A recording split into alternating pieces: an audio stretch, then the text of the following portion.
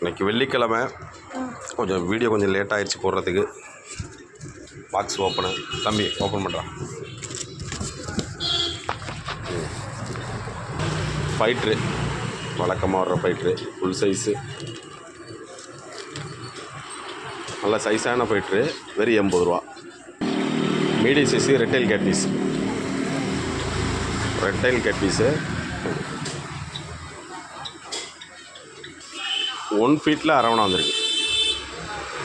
1 feet arowana. SK gold medium size, SK gold medium, வழக்கமாக வர்ற மாலி, நல்லா ஹனி கௌரா மிக்ஸ்டு.